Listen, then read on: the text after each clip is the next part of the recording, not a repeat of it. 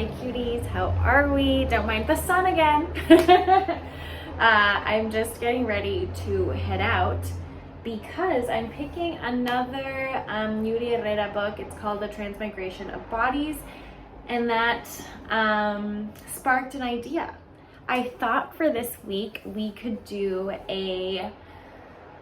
another intentional reading video where I read a bunch of Tinies, because we talked about last time I have Robert Bolaño's By Night in Chile and Maggie Nelson's Bluets, and they're both Tinies. So I figured, why not read these two in addition to the Yuri Herrera book I'm about to pick up and have a good old time with these tiny books. So that's what we're gonna do.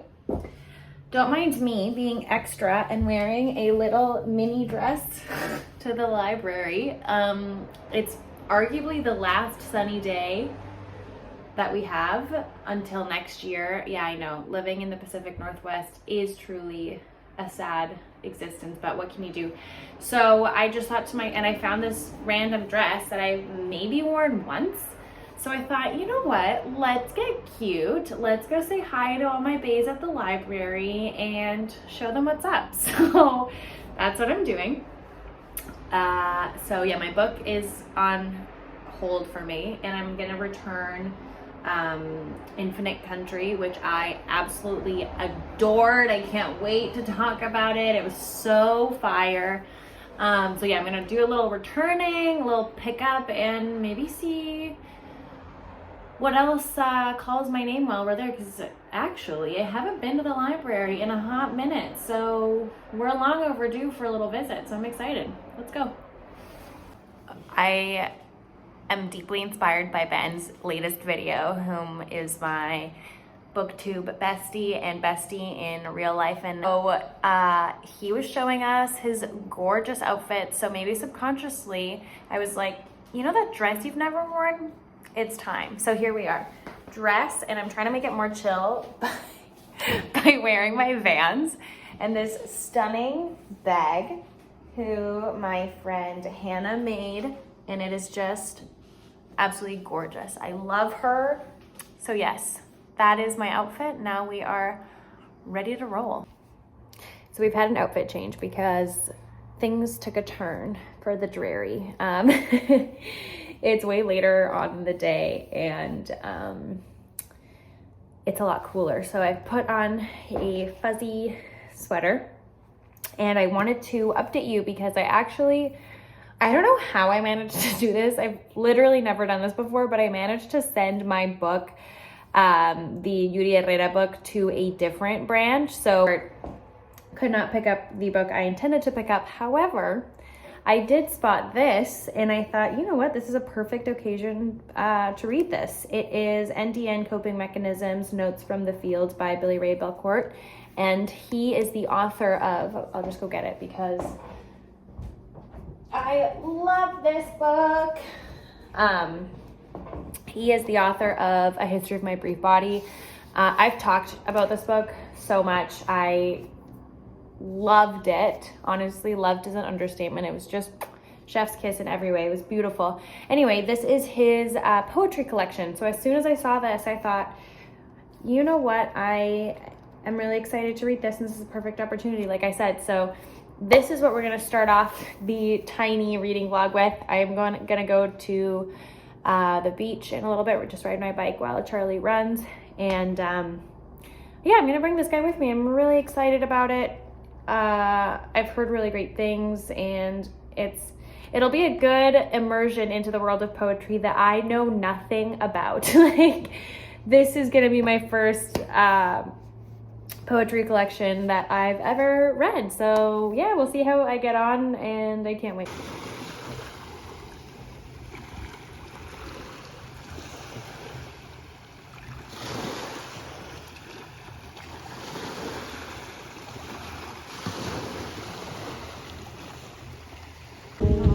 Alone together beyond the crowd, above the world, we're not too proud to claim together We're strong as long as we're together.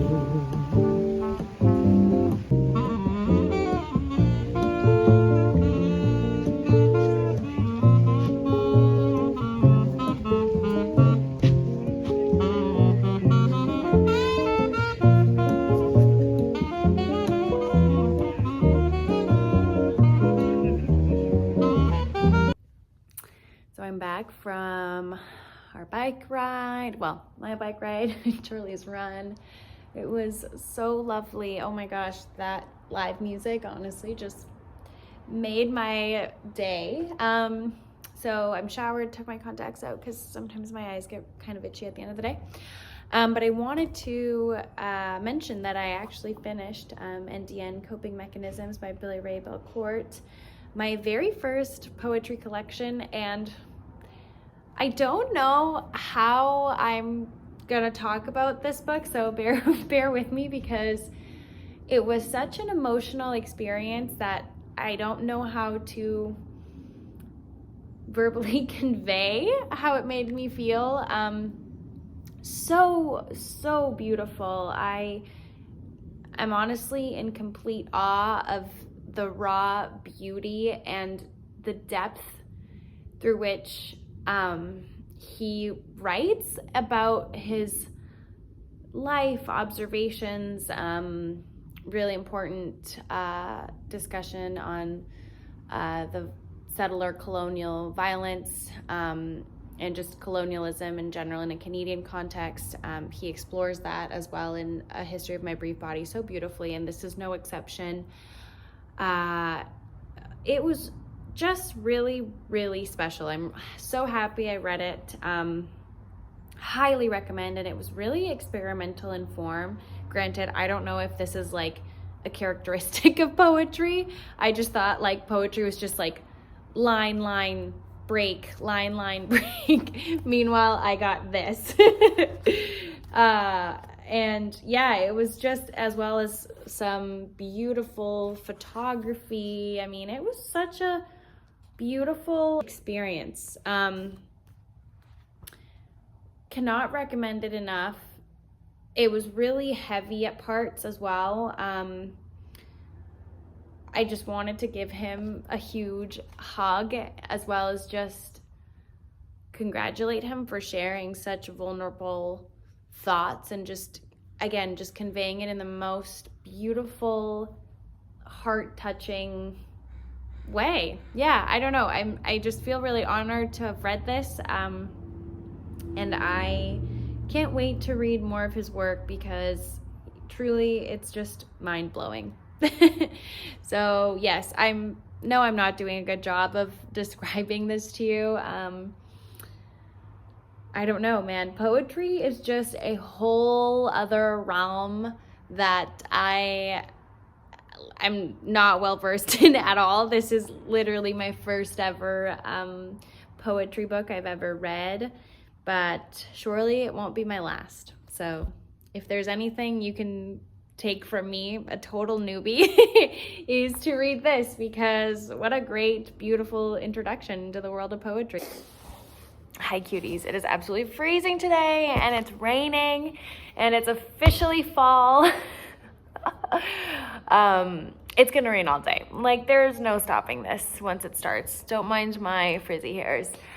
We are wearing our typical Pacific Northwest uniform, all black everything, aka what I will be wearing for the next 6 months.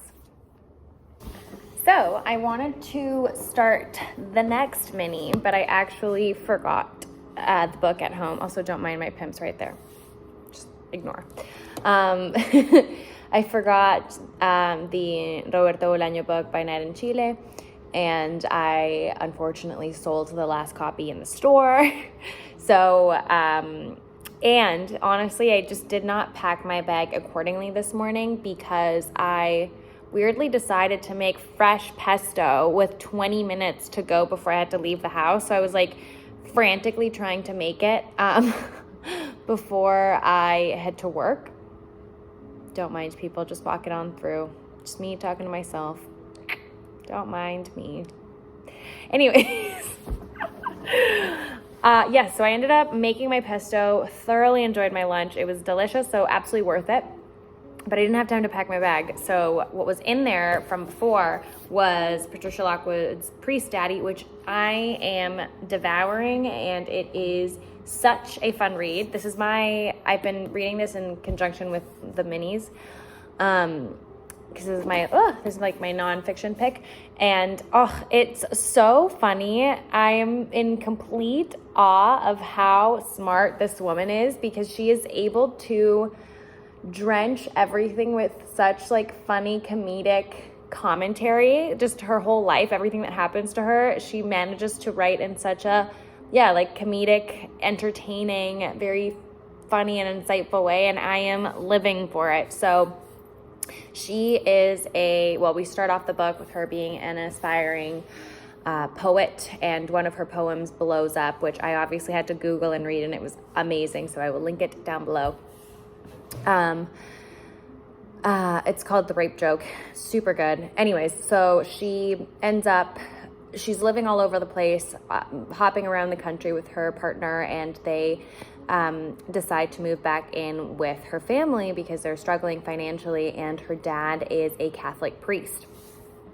Already like perfect setup for a great, hilarious story. Am I right? Maybe not hilarious right off the bat, but you'd at least think, wow, this is interesting. Like, this is about to get good. And then she, like I said, adds such a hilarious spin to everything. Also, just like the characters in her life are just like ripe with just hilarious lines and delivery, and the ways they think about life, and all these things contribute to how hilarious her biography is, and it's just so well written. I am dying over this book. Should have read it sooner. Now I am for sure gonna read No One Is Talking About This, because I love the author so much that even if I hate it, it would have still been worth it, because I just love Patricia.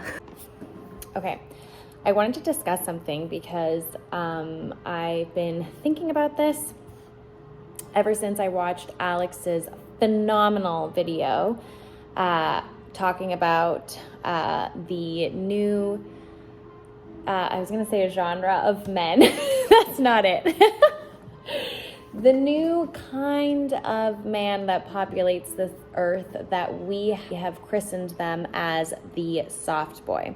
If you don't know what I'm talking about, watch that video, okay? He gives a phenomenal definition, as well as gives you some insight into what we're dealing with when we say the softboi. But in that video, Alex says that, which I too find really fascinating, that this new phenomenon has led to books being more of like an aesthetic tool for, in this case, the softboi, but I would argue with any other aesthetic that you're trying to embody, usually that comes with certain genres of books that you're really into, as well as like what you put on your body and how you decorate your space and all of that. And now books are a player in that, essentially. So recently at work, there's been a weird flow of young men, particularly soft boys, coming in, and I'm just like, okay, like, I'm not gonna shoo you away. Like, yes, go buy yourself a copy of On Earth We're Briefly Gorgeous, browse our poetry selection. Like, who am I to say no? But when they purchase the book, I always judge them, because I'm like, are you actually reading this book, or is it just gonna line your shelves and potentially impress that person that you're trying to bang? You know what I mean? I don't know. I'm like, there's some big words in that, so I don't know if you'll be able to fully grasp the themes or whatever it is that the book is discussing. Obviously, I'm just being a judgy bitch and I'm just being facetious, but I have noticed, since I work at a bookstore, this trend that Alex talks so eloquently, and it was just such a great video, but what he talks about that I see, and I just had a customer come in and ask if we had a Little Life, which I would like to add my own contribution to the list of books that Alex suggests in that video, as well as a article of clothing pairing. And I would say that A Little Life does fit into the framework or the criteria that we discussed, or that Alex discussed in that video. So yes, A Little Life is my contribution, and the outfit pairing would have to be a deliciously like soft sweater, aka what I'm wearing right now, which happens to be my boyfriend. I stole it. It's this little hooded cashmere sweater that's just so comfortable, very understated. I feel like soft boys love to look like, you know, their outfit was picked from the closest Value Village, but actually cost a few $1,000s. Well, I feel like the cashmere sweater fits in with that criteria. So yeah, A Little Life and a nice soft woolly sweater is what I would have to add to the conversation when it comes to that video. So Alex, bless your heart, that video was chef's kiss, loved it. And yes, very, very interesting things that you propose in that video, and I second it completely because I see it, like I said, all the time now at work with all these guys coming out of the woodwork to immerse themselves in literature. So I don't really care if they read the book or not. At least they've accomplished the first step, which is going out and actually purchasing a book, and hopefully they'll stare at it instead of their phones and start reading. So that's all we care about, isn't that right? So anyway, rant over. Hello, I'm sitting once again in my favorite little reading spot. You don't remember, this is what she looks like. And last time we spoke, I thought I was going to start By Night in Chile. However, it is a very almost summery like day. So I say as I'm in like full sweater, cozy sweater mode. But I don't know, the weather is telling me to pick this up instead. So I think this is what we're going to read next. I just finished Priestdaddy. Love her. But this is not a Priestdaddy vlog, so although maybe it should have been. So I will wait to talk about that in the wrap up that's coming your way at some point at the end of the month. So yeah, let's tackle this bad boy. I'm excited. I can't wait. So yes, we will end the mini series with ta-da later. Maybe even today, honestly. I feel like I can just sit here, enjoy the sunshine, drink my water, and I'll be done. So let's do it. Alrighty. So we just finished Bluets by Maggie Nelson. I just sat down, read the whole thing. It is quite a tiny. It's only like 90-ish pages. And I am conflicted. Which I think is a good thing, to be honest, because I think this book will be on my mind for the next couple days, if not weeks, which if I'm being honest, it's kind of how I assess books. If it's still on my mind and I'm still processing or thinking about a book weeks, months, years later, then I consider that a successful read. Yeah, I don't know.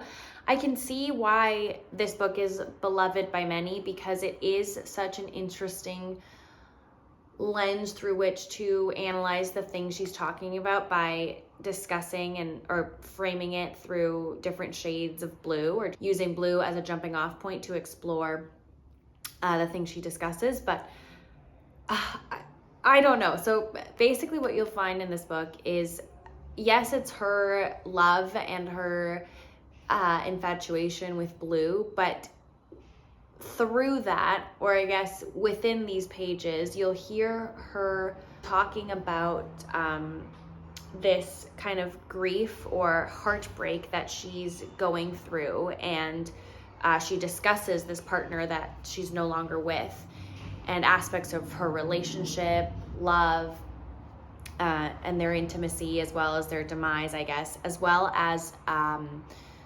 her dear friend going through quite a traumatic accident that leads her to be like paraplegic and disabled. So, and she's very closely tied to this event and her recovery and days after that accident. So it's talking about that, as well as her ex-lover, like I mentioned, but she also weaves in historical figures as well as scientific texts or explorations and musings on the color blue. And I just felt like she was trying, I get that part of the book was also citing and adding these small prose about different iterations or different ways to conceive of the color blue, but I just wish she could have just scrapped that and focused on her relationship or what she wanted to say about her ex-lover and her friend, and just have that be like the center without all that other stuff that I feel like cluttered the story. Although I know that's unfair of me to say, because the whole point of this was much more than just the two main streams or flows that ran through this book, but those were the two that really spoke to me, and I wanted to know more. I wanted to go deeper, and I wasn't getting that because of all the other facts about blue that she wanted to share, but I understand that was part of what she wanted to put on these pages. So yeah, I don't know. I can see, like I said, I can see why this would work for a lot of people. I just don't think it clicked with me, and the parts that, like I said, I was interested in, I felt like were like missing. I just wish the pages were full of just those two things alone, but that's just me being pick and choosy. So I am glad I read it. Still, the Argonauts is by far superior in my humble opinion, and I still want to read more of Maggie, but this one didn't quite do it for me as I think I wanted it to, I guess. But yeah, so it's still early and I'm still in the reading mood, so I think I'm just gonna try and bang out the Roberto Bolaño one.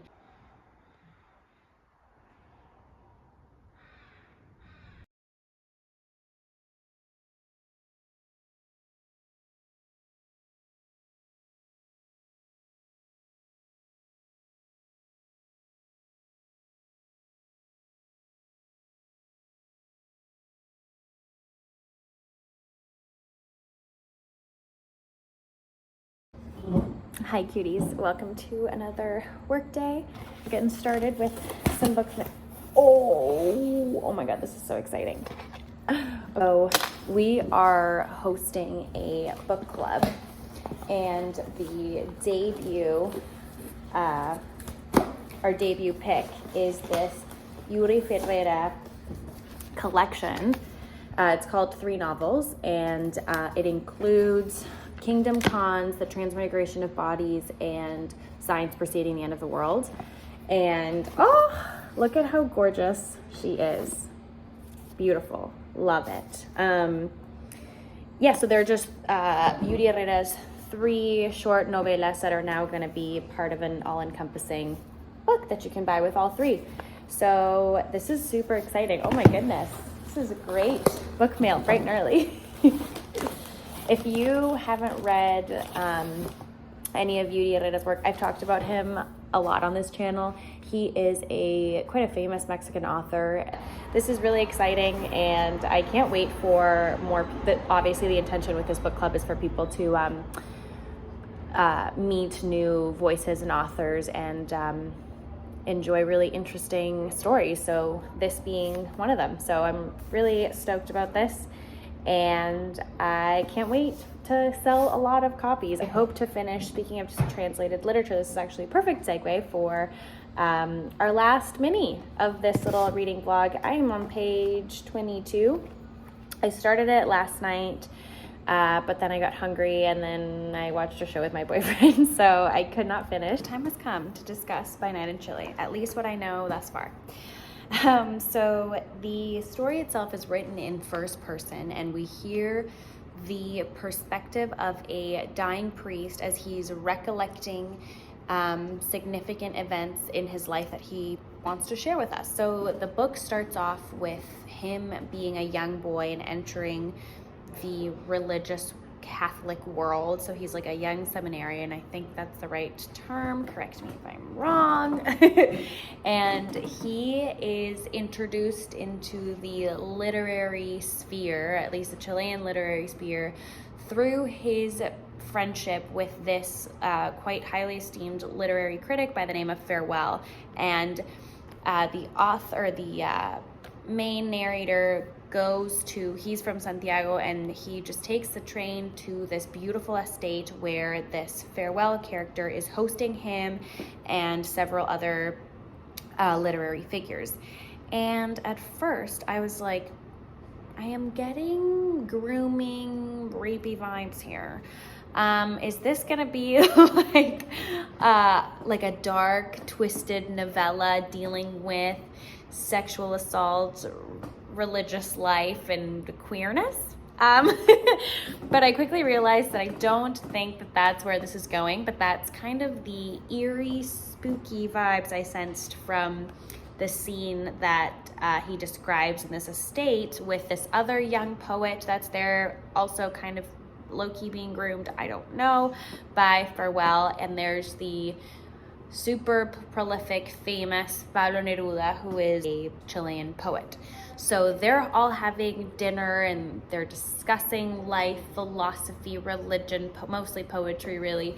And it's very atmospheric. I mean, the prose in this book are really captivating and really immerse you in that setting, really, which is super effective and really intriguing to sort of be a fly on the wall and seeing all these notable Chilean figures. Speaking of, Bolaño name drops a shit ton, and I don't know any of the people he mentions. Like, there's many poets that this man cites that I'm just like, I don't know who you are. So I think that speaks to my ignorance. However, if you are in that literary sphere and are well-versed with your poets or notable South American or European artists, then this is the book for you, because I think that some aspects of that are just like going way over my head, and I'm just like ignorant little girl, like, I wonder who this is, like, let me look them up kind of thing. So but I am enjoying it so far. Like I said, I don't know if it's just like me weirdly thinking this is gonna be like a gay sex cult. I might just need to get my mind out of the gutter, and I don't know why my brain is going there, but that was the initial vibe I got in the like 20-ish pages that I've read thus far, but I am liking it. Okay, actually, I just talked to Ben, Ben Green, my absolute boo, is also reading this book, coincidentally, at the exact same time. We did say we were gonna buddy read, but I had just been postponing. So I was like, read it whenever, okay? We will reconvene when we both read it. And funny enough, he also got the same eerie queer vibes that I got, grooming vibes that I got as well. So I am not alone in this. I have been vindicated. So anyways, I think it'll be nice to have somebody to talk through this book with in real time as I'm reading. Hello. So it is actually nighttime, so excuse the potentially weird lighting in here. I just wanted to wrap this up and give my concluding thoughts of By Night in Chile, because I finished it earlier today. I just got home and chillaxed and then went out to dinner with my parents, and now we're back. So and I really wanted to film this, so here, well, it's still like fresh in my mind and just have my raw untouched thoughts, really, because I just finished it. So I actually maybe should have saved this for tomorrow when I can speak about it more eloquently, but it was a really interesting, exciting, very immersive and whirlwindy read. What a character. Wow. So I think the last we spoke, I was getting kind of weird cultish vibes. So I quickly moved on past that because that was just a tiny little portion at the beginning of the book when the main character is introducing himself to us as well as his early boyhood.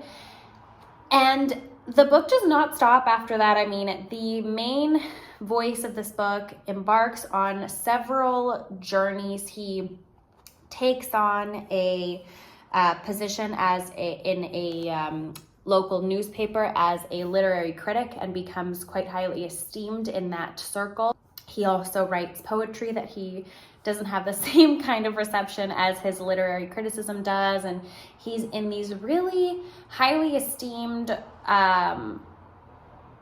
intellectual circles in Chilean society. And this is all in the backdrop of several political movements that are happening around this time. So we see the beginning of Allende's rule and his Socialist Party coming into play and people's reaction to that, and that being taken over by Pinochet and his dictatorship regime. Actually, there's a section in the book where the main character actually is brought in as a sort of educator for Pinochet and his junta to educate them on Marxism. Yeah, that was really interesting because parts of the books he's sort of like contending with himself whether he is going against what his contemporaries and his circles would have wanted him to go, the path that they would have wanted him to take, or if they would judge him for siding with like the enemy in certain respects. So we see him kind of like internally kind of battling with his like ethics and morals and the choices he's made in his life. And then it sort of explodes in this really interesting and very smart way that I think Roberto Bolaño, at least this is how I interpreted it. So like maybe do some research because I might just be pulling this out of my ass, but there's a specific scene at the very end that involves this woman that is trying to immerse herself in the literary, intellectual, philosophical scene of Chile, and she starts having like these weekly salons at her house, but I won't spoil it. But basically what happens with that woman and the main character and other larger political and sociological implications of an event that happens at the very end of the book is indicative of, I think, the point that Roberto Bolaño is trying to make, and that is illustrating the literary scene in the Chilean context under a dictatorship that was Pinochet. That's how I interpreted it, and it was very thought-provoking and sort of contextualized or put into perspective what the author was dealing with, and sort of like, I think Roberto Bolaño was kind of like criticizing or making kind of a point in regards to Chilean literature, that world. Yeah, I don't know. I really enjoyed it. Like I said, I think earlier, some of the people mentioned in this book, I had no idea who they were. So if you are more well-read than me, in particularly Chilean context, then you are ahead of all of us. And I think you will get more out of this book than I could ever get out of it. But I'm definitely passing this along to my dad.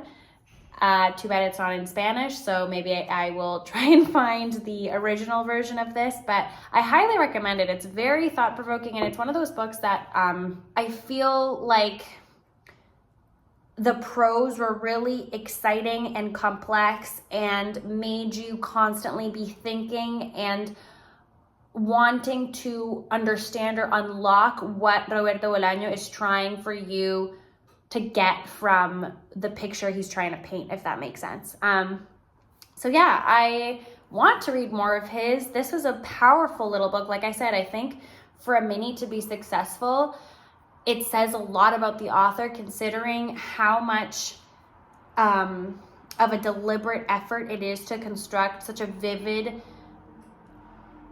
rich story with such few pages and such few words. So yes, enough of me rambling. I will conclude this mini reading vlog here. I hope you enjoyed. I hope some of these have maybe inspired you to pick them up and dabble in certain literary genres that you don't typically partake in. For me, this was honestly one of those weeks. I never really read poetry before. I had never read this author, Roberto Bolaño, before, especially trying to remember my history or my political science class I took on Latin America. Just kind of brushing up on, my Latin American history, particularly Chilean history, which for me was quite important because I'm half Chilean. So yeah, anyways, I'm gonna, like I said, stop rambling, but I hope you enjoyed this one, and I will see you all very, very soon. Bye.